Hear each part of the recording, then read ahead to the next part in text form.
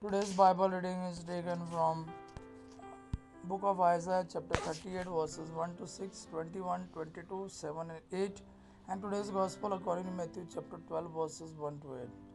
Book of Isaiah chapter 38 verses 1 to 6, 21 to 22, 7 to 8. In those days Hezekiah became sick and was at the point of death. The prophet Isaiah son of Amos came to him and said to him, Thus says the Lord, set your house in order, for you shall die, you shall not recover. Then Hezekiah turned his face to the wall and prayed to the Lord.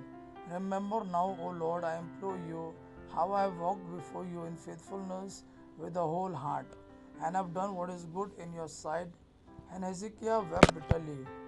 Then the word of the Lord came to Isaiah, Go and say to Hezekiah, Thus says the Lord, the God of your ancestor David, I have heard your prayer, I have seen your tears, I will add 15 years to your life. I will deliver you and the city out of the hand of the king of Assyria and defend the city. Now Isaiah said, Let them take a lump of figs and apply it to the boil so that he may recover. Hezekiah also had said, How is the sign? What is the sign that I shall go up to the house of the Lord? Isaiah replied, This is the sign to you from the Lord that the Lord will do this thing that he has promised.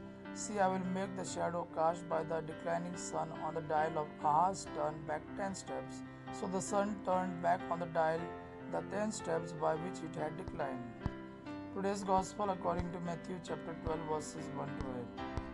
On the Sabbath, Jesus went through the green fields. His disciples were hungry and they began to pluck heads of green and to eat. When the Pharisees saw it, they said to him, Look, your disciples are doing what is not lawful to do on the Sabbath. Jesus said to them, Have you not read what David did when he and his companions were hungry?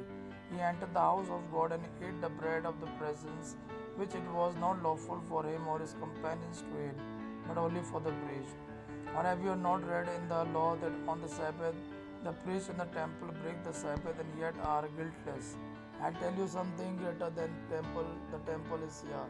But if you had known what this means, I desire mercy and not sacrifice, you would not have condemned the guiltless, but the Son of Man is the Lord of the Sabbath. Gospel of our Lord Jesus Christ, praise the Lord Jesus Christ.